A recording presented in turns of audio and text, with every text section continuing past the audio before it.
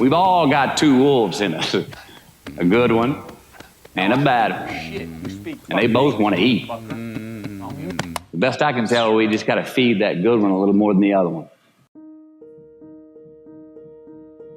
Happiness is an emotional response to an outcome.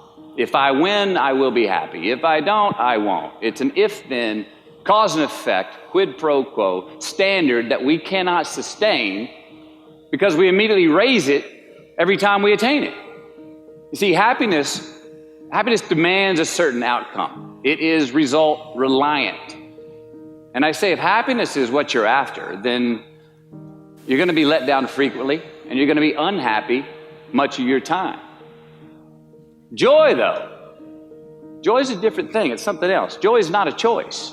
It's not a response to some result. It's a constant. Joy is the feeling that we have from doing what we are fashioned to do, no matter the outcome. Now, personally, as an actor, I started enjoying my work and literally being more happy when I stopped trying to make the daily labor a means to a certain end. For example, I need this film to be a box office success. I need my performance to be acknowledged. I need the respect of my peers. All those are reasonable aspirations, but the truth is, as soon as the work, the daily making of the movie, the doing of the deed became the reward in itself for me, I got more box office, more accolades and respect than I ever had before. See, joy is always in process. It's under construction. It is in constant approach, alive and well in the doing of what we're fashioned to do and enjoying it. Now, the easiest way to dissect success is through gratitude. Giving thanks for that which we do have, for what is working. Appreciating the simple things we sometimes take for granted. We give thanks for these things, and that gratitude reciprocates, creating more to be thankful for. It's really simple, and it works. Now, I'm not saying be in denial of your failures. No, we can learn from them too, but only if we look at them constructively, as a means to reveal what we are good at, what we can get better at, what we do succeed at. All right, life's a verb. We try our best, we don't always do our best. And since we are the architects of our own lives, let's study the habits, the practices, the routines that we have that lead to and feed our success, our joy, our honest pain, our laughter, our earned tears. Let's dissect that and give thanks for those things. And when we do that, guess what happens? We get better at them, and we have more to dissect. It's a get rich quick on the internet, richest 15 minutes of fame world that we live in, and we see it every day. But we all want to succeed, right? So the question that we got to ask ourselves is what success is to us, what success is to you. Is it more money? That's fine. I got nothing against money. Maybe it's a healthy family. Maybe it's a happy marriage. Maybe it's to help others, to be famous, to be spiritually sound, to leave the world a little bit better place than you found it. Continue to ask yourself that question. Now, your answer may change over time, and that's fine. But do yourself this favor. Whatever your answer is, don't choose anything that will jeopardize your soul. Prioritize who you are, who you want to be, and don't spend time with anything that antagonizes your character. Don't drink the Kool-Aid, man. It tastes sweet, but you will get cavities tomorrow, all right? Life is not a popularity contest.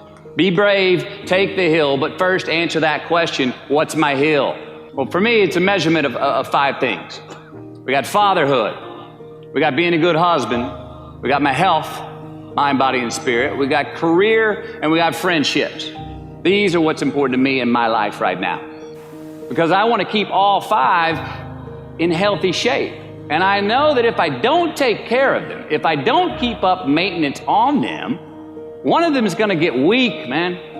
It's going to dip too deep into the debit section. It's going to go bankrupt. It's going to get sick, die even. So first, we have to define success for ourselves. And then we have to put in the work to maintain it. Take that daily tally. Tend our garden. Keep the things that are important to us in good shape. Defining ourselves by what we are not is the first step that leads us to really knowing who we are. You know that group of friends that you hang out with that they really might not bring out the best in you? You know, they gossip too much, or they're kind of shady. They really aren't going to be there for you in a pinch. Or how about that bar that we keep going to that we always seem to have the worst hangover from? Or that computer screen, right? That computer screen that keeps giving us an excuse not to get out of the house and engage with the world and get some real human interaction. Or how about that food that we keep eating, the stuff that tastes so good going down, it makes us feel like crap the next week, we feel lethargic and we keep putting on weight? Well, those people, those places, those things, stop giving them your time and energy. Just don't go there. I mean, put them down. And when you do this, when you do put them down, when you quit going there, and you quit giving them your time, you inadvertently find yourself spending more time and in more places that are healthy for you, that bring you more joy. Why? Because you just eliminated the who's, the where's, the what's, and the when's that were keeping you from your identity. Like, trust me, too many options, I promise you this, too many options will make a tyrant of us all. All right, so get rid of the excess, the wasted time. Decrease your options. And if you do this, you will have accidentally, almost innocently, put in front of you what is important to you by process of elimination. Knowing who we are is hard. It's hard. So give yourself a break. Eliminate who you are not first, and you're going to find yourself where you need to be. Make voluntary obligations. I'm talking about the ones that we make with ourselves, with our God, with our own consciousness. I'm talking about the you versus you obligations. We have to have them. Now again, these are not societal laws and expectations that we acknowledge and endow for anyone other than ourselves. These are faith-based obligations that we make on our own. These are not the lowered insurance rates for a good driving record. You will not be fined or put in jail if you do not gratify these obligations I speak of. No one else governs these but you. They are your secrets with yourself, your own private counsel, personal protocols. And while nobody throws you a party when you abide by them, no one's going to arrest you when you break them either, except yourself. An honest man's pillow is his peace of mind. And when you lay down on that pillow at night, no matter who's in your bed, we all sleep alone. These are your personal Jiminy Crickets, and there are not enough cops in the entire world to police them. It's on you. It's on you. We do our best when our destinations are beyond the measurement, when our reach continually exceeds our grasp, and when we have immortal finish lines. And when we do this, the race is never over. The journey has no port.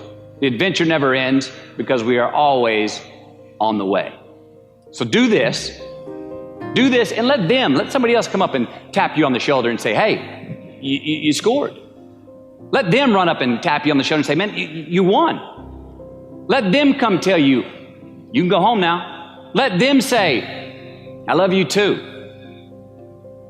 Let them say, thank you. Take the lid off the man-made roofs that we put above ourselves and always play like an underdog.